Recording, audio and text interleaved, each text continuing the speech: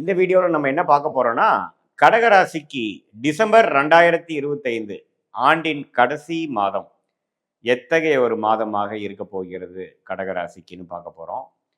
Scientific வேதிக் astrology முறையில் எந்த விதத்திலும் மிகைப்படுத்தாமல் பரிகாரங்கள் அது மாதிரி விஷயத்துக்குள்ள அந்த மூட நம்பிக்கைக்குள்ள விஷயத்துக்கெல்லாம் போகாமல் அறிவியல் சார்ந்த முறையில் உங்களுடைய கர்மா இப்போ இருக்கக்கூடிய கிரகத்தின் பெயர்ச்சி கிரகத்தின் சஞ்சாரங்கள் பொறுத்து எந்த ஒரு தாக்கத்தை ஆண்டு கிரகமாக இருந்தாலும் சரி மாத கிரகமாக இருந்தாலும் சரி எந்த ஒரு தாக்கத்தை உங்களுடைய ராசிக்கு கடகராசிக்கு கொடுக்க போகிறதுங்கிறத துல்லியமாக நம்ம அப்படியே பார்க்க போகிறோம்.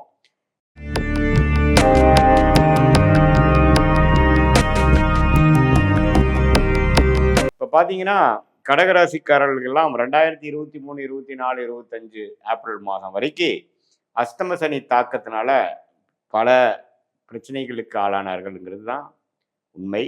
வயசு வித்தியாசம் இல்லாமல் அந்தந்த வயசுக்கு ஏற்ற அந்தந்த வாழ்க்கைக்கு சம்பவங்கள் அந்தந்த வயசில் வரக்கூடிய சம்பவங்கள் வந்து கொஞ்சம் சாதகமற்ற சம்பவங்களாகவும் கொஞ்சம் இழுபறியாக இருக்கக்கூடிய விஷயமாகவும் நமக்கு ஒரு மன குழப்பத்தையும் பிரச்சனையும் கொடுக்கக்கூடிய அமைப்பாக இருந்தது. ஃபார் எக்ஸாம்பிள், இளைய கடகராசிக்காரர்கள்லாம் பார்த்தீங்கன்னா கரியரில் செட் ஆகிறதுக்கு வேலை வாய்ப்பு கிடைக்கிறது இல்லை, வேலையில் வந்து திடீர்னு ஒரு மாற்றங்கள், உறவுகளில் காதல் விஷயத்தில் மாட்டிட்டு கொஞ்சம் பிரச்சனை ஆகிறது, கல்யாணம் ஆகாமல் பிரச்சனையாக போயிட்டுருக்கிறது, ஃபினான்ஷியல் விஷயங்கள் கடன் விஷயங்கள்லாம் கொடுத்துட்டு இருந்தது. இதே மாதிரி ஒரு மிடில் ஏஜ் தொழிலதிபர்களுக்கு பார்த்திங்கன்னா திடீர் தொழிலில் முடக்கம், பிரச்சனைகள், பங்குதாரர்கள் பிரச்சனைகள், கடன் தொல்லைகள் அதெல்லாம் கொடுத்ததுங்க. இதே மாதிரி வெளிநாட்டில் இருக்கிறவங்களுக்குலாம் பார்த்திங்கன்னா அங்கே இருக்கிற சூழ்நிலை வந்து கொஞ்சம் விசா ப்ராப்ளம், வேலை ப்ராப்ளம், சில சௌரியம் இல்லாத ஒரு சூழ்நிலை, ஒர்க் பண்ணுற இடத்துல சௌரியம் இல்லாத சூழ்நிலை, நல்ல ஒரு உத்தியோகத்தில் நல்ல ஒரு சாட்டிஸ்ஃபேக்ஷன் கிடைக்காமல் திடீர் என்ன வேணால் நடக்குங்கிற மாதிரி ஒரு அமைப்பெல்லாம் கொடுத்துட்டு இருந்தார். பட் அந்த அஸ்தமசனி தாக்கத்திலேருந்து வெளியில் வந்து இப்போ கொஞ்சம் 5-6 மாதங்கள் ஆனாலும் சில முன்னேற்றங்கள் பெற்றாலும் இன்னுமே பார்த்தீங்கன்னா சில விஷயங்கள் நடக்காமல் காத்திருக்கக்கூடிய கடகராசிக்காரர்களாக நீங்கள் இந்த டிசம்பர் மாதம் என்ன ஆகுதுன்னா, உச்சகுரு பார்த்தீங்கன்னா முதல் ஒரு வாரம் 10 நாளுக்கு பார்த்தீங்கன்னா ராசி அதிபதியாகிய செவ்வாயே பார்க்குறார். ஸோ ராசி அதிபதியாகிய செவ்வாயவே அவர் பார்க்கும் பொழுது நல்ல ஒரு தன்மை, அது 5ஆம் வீட்டில் ஆட்சி பெற்றிருக்கும் பொழுது பார்க்கும் பொழுது சுக்கிரனோட சேர்ந்து சூரியனோட சேர்ந்து பார்க்கும் பொழுது நல்ல ஒரு ஃபர்ஸ்ட் 2 வீக்ஸ் ஆஃப் டிசம்பர் வந்து நல்ல விஷயங்கள், அற்புதமான விஷயங்கள், மேஜிக் மாதிரி சில விஷயங்கள் நடக்கக்கூடிய அமைப்பு கண்டிப்பாக உண்டு. ஸோ ஃபர்ஸ்ட் 2 வீக்ஸ் ஆஃப் டிசம்பரை கொஞ்சம் நல்லாவே நீங்கள் யூஸ் பண்ணிக்கணும், உபயோகப்படுத்தி கொள்ள வேண்டும். ஸோ இதுலேருந்து நீங்கள் என்ன மாதிரி விஷயங்கள் நடக்கலாம்னா, இளைய வயதினர்களுக்கு பார்த்தீங்கன்னா காதல் கை கூடுறது, தனக்கு படிக்கக்கூடிய விஷயத்தில் கொஞ்சம் முன்னேற்றங்கள் பெறுவது, ஸ்கோர் நல்லா பண்ணுறது, அவங்க எதிர்பார்க்கக்கூடிய வேலை மாற்றங்கள் வந்து கிடைக்கிறது. அதே மாதிரி தொழில் முனைவோர் பார்த்திங்கன்னா திடீர் பண வரவு, கொஞ்சம் திடீர்னு நல்லாவே பிஸ்னஸ் டெவலப் ஆகி போகிறது, எதிர்பார்க்குற பணம் வந்து சேர்றது, அது மாதிரி விஷயங்கள். அதே மாதிரி சீனியர் சிட்டிசனுக்கு பார்த்திங்கன்னா உடல் உபாதைகள் குறைந்து குழந்தைகள்னால நல்ல அனுகூலம் பெறக்கூடிய, மனம் சந்தோஷம் பெறக்கூடிய ஒரு அமைப்பு கொடுக்கக்கூடியது கடகராசிக்காரருக்கு உண்டு. செகண்ட் ஆஃப் பார்த்தீங்கன்னா ஒரு மாதிரியான ஒரு சுமாரான ஒரு அமைப்பு. ஏன்னா அவர் 6ஆம் இடத்துக்கு செவ்வாய் போகிறார், சூரியன் போகிறார், சுக்கிரன் போகிறார். ஸோ பார்த்தீங்கன்னா கொஞ்சம் உடல் உபாதைகள், கடன், நோய், வம்பு வழக்குகள்லாம் கொஞ்சம் தலை தூக்குறதுக்கு வாய்ப்பு இருக்குது. So 2 weeks of first 2 weeks of December பார்த்தீங்கன்னா சில விஷயங்கள் நீங்கள் சாதகமாக செய்து கொள்ள வேண்டிய ஒரு அமைப்புகள் கண்டிப்பாக இருக்குது, வயது வித்தியாசம் இல்லாமல். ஏன்னா செவ்வாய், சுக்கிரன், சூரியன் 5ஆம் இடத்துக்கு வந்து உச்சகுருவின் பார்வை பெறுகிறார். புதன் நட்பு வீட்டில் 4ஆம் இடத்துல இருக்கும் பொழுது நல்ல படிப்பு விஷயங்கள், டாக்குமெண்ட்ஸ் விஷயங்கள், டெக்னிக்கல் விஷயங்கள், அது மாதிரி துறையில் இருக்கிறவங்களுக்குலாம் நல்ல ஒரு முன்னேற்றங்கள் வரக்கூடிய அமைப்பு. மீடியா துறையில் இருக்கிறவங்களுக்கு நல்ல முன்னேற்றம், ரியல் எஸ்டேட் அது மாதிரி விஷயத்தில் இருக்கிறவங்களுக்கு அற்புதமான முன்னேற்றங்கள் நிறைந்த ஒரு அமைப்பு கண்டிப்பாக உண்டு. ஸோ இதுதான் பார்த்தீங்கன்னா உங்களுக்கு கடகராசிக்காரர்களுக்கு டிசம்பர் மாதம் எப்படி வந்து ஓப்பன் அப் ஆகுது. இதுவரை நீங்கள் செப்டம்பர், ஆகஸ்ட், செப்டம்பர், அக்டோபர்லாம் சில விஷயங்கள் எதிர்பார்த்துட்டு இருந்த விஷயங்கள்லாம் பார்த்தீங்கன்னா டக்குன்னு முடிவு பெற்று நல்ல சந்தோஷம் பெறக்கூடிய, சாட்டிஸ்ஃபேக்ஷன் வரக்கூடிய, ஃபுல்ஃபில்மெண்ட் கிடைக்கக்கூடிய ஒரு அற்புதமான டைம்லாம் கொஞ்சம் வரக்கூடிய அமைப்புகள் இருக்குது.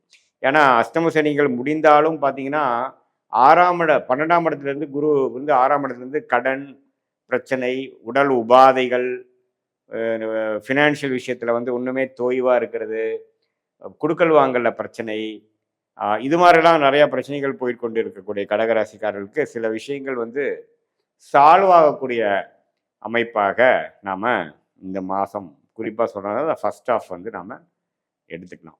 ஸோ இதுதான் வந்து ஒரு பொதுவான கடகராசிக்காரர்களோட பலனே தவிர, நீங்கள் உங்களுடைய ஜென்ம ஜாதகத்தில் நீங்கள் பிறந்த தேதி, பிறந்த நேரம், பிறந்த ஊரெல்லாம் கொடுத்து நீங்கள் நம்ம ஜாதகம் பார்க்கும் பொழுது நீங்கள் என்ன தசாபுக்திகள் போயிட்டுருக்கு, நீங்கள் என்ன லக்னத்தில் பிறந்தீங்கிறதெல்லாம் நம்ம பார்த்து அந்த தசநாதன் புக்திநாதன் எந்த ஸ்தானபலம் திக்பலத்தில் இருக்காங்க, அது என்ன ஆதிபத்தியம் பெற்றிருக்குது, அதெல்லாம் சேர்த்து நாம் இப்போ டிஸ்கஸ் பண்ண அந்த கோச்சார கிரக பயிற்சி அமைப்போட சேர்த்து வச்சு பார்க்கும் பொழுது துல்லியமான சயின்டிஃபிக் வேதிக் அஸ்ட்ராலஜி முறையில் அடுத்த வரக்கூடிய 3 மாதங்கள் எப்படி இருக்குது, அடுத்த வரக்கூடிய 6 மாதம் 1 இயர் எது மாதிரி ஒரு திசையில் நம்மளுடைய வாழ்க்கை பயணம் திரும்ப போகிறது, என்னென்ன பிராப்தங்கள் காத்திருக்குது, என்னென்ன பிராப்தங்கள் நமக்கு இல்லை அப்படிங்கிறத உங்கள் ஜாதகத்தில் இருக்கக்கூடிய கர்மாவின் அடிப்படையில் தெரிந்து கொண்டு எதையும் மிகைப்படுத்தாமல் பரிகாரங்கள் அது மாதிரி விஷயத்துக்குள்ள போய் குழப்பாமல் எது நடக்குங்கிறது கிளாரிட்டியோட பார்த்து அதுக்கு தகுந்த மாதிரி நம்மளுடைய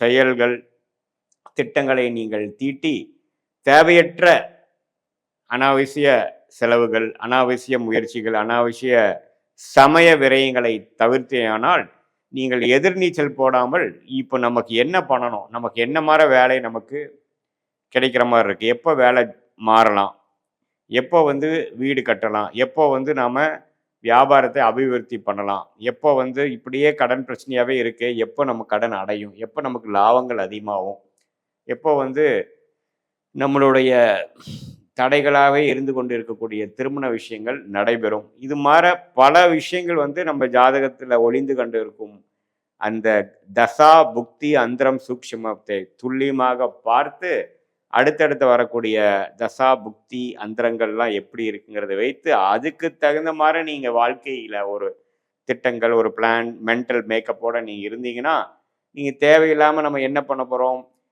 நமக்கு எந்த ஒரு விஷயங்கள் எந்த நேரத்தில் பண்ணால் ஆபத்தையும் பிரச்சனையும் கொடுக்குமோ அது மாதிரி டைமில் நம்ம பண்ணி அப்புறம் கடைசியாக பார்த்தீங்கன்னா ஐயோ நம்ம கொஞ்சம் அவசரப்பட்டுட்டோமோ அப்படிங்கிற மாதிரி ஒரு விஷயம் இருக்குது. எப்போவே நல்ல டைம் போயிட்டு இருக்கும் பொழுது நம்ம வேகமாக எது செய்தாலும் நல்லபடியாக நடக்கும். ஒரு மாதிரி சுமாரான டைம் போகும்பொழுது பொறுத்திருந்து நாம் செயல்பட்டாதான் ஜெயிக்க முடியும். ஸோ அது என்ன மாதிரி டைம் நமக்கு போயிட்டுருக்கு, என்ன மாதிரி பிராப்தங்கள் நமக்கு இருக்குதுங்கிறது சயின்டிஃபிக் வேதிக் அஸ்ட்ராலஜி முறையில் பார்த்து அதில் நாம் வந்து தெளிவு பெற்றுமையானால் நல்ல எளிதில் நம்ம வாழ்க்கையில் வெற்றி பெற முடியும் என்று சொல்ல விரும்புகிறேன். மீண்டும் மற்றொரு காணொலியில் சந்திக்கிறோம். நன்றி, வணக்கம்.